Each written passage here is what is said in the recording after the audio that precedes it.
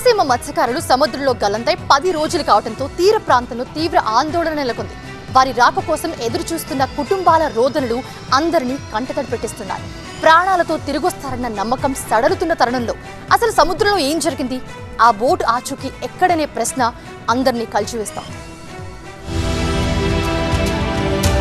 అల్లవరం మండలం ఓడల్ rave fish landing centre కు చెందిన బోటు ఈ నెల 3వ తేదీన సముద్రంలో చేపల వేటకు వెళ్లింది. ఈ బోటులో కోపనాతి రామకృష్ణ, సంఘాని తాతారావు, పాలేపు పాపారావు, కొల్లాటి శ్రీనుతో పాటు మరో 4 మత్స్యకారులు ఉన్నట్టుగా వాళ్ళ కుటుంబ సభ్యులు చెప్తున్నారు. అయితే బయలుదేరిన గంటకే ఫోన్ సిగ్నల్స్ కట్ అయిపోవడం, రావాల్సిన టైం కూడా బోటు వెనక్కి రాకపోవడంతో అందరిలోనూ టెన్షన్ మొదలైంది. ఈ విషయం తెలిసిన వెంటనే జిల్లా collector doctor R Mahesh Kumar alert అయ్యారు. ఈ బోటు విశాఖపట్నం, పారాదీప్ తీరాల వైపు వెళ్లి ఉంటుందని ప్రాథమికంగా అంచనా వేస్తున్నామని చెప్పారు.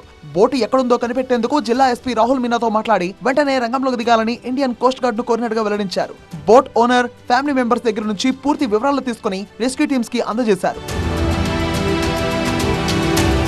ప్రస్తుతం మెరైన్ పోలీసులు, ఫిషరీస్ ఆఫీసర్లు కలిసి గాలింపు చర్యలను స్పీడప్ చేశారు. 15 రోజులకు సరిపడ రేషన్, డీజిల్ తో వెళ్లిన బోట్లు కనిపించకుండా పోవడంతో తీర ప్రాంత గ్రామాల్లో ఆందోళన మొదలైంది. మత్స్యకారులంతా సేఫ్ గా ఇంటికి రావాలని వాళ్ళ కుటుంబ సభ్యులు కళ్లల్లో ఒత్తులు వేసుకుని మరీ ఎదురు చూస్తున్నారు. అధికారులు కూడా అన్ని కోణాల్లోనూ వెతుకులాట కొనసాగిస్తున్నారు.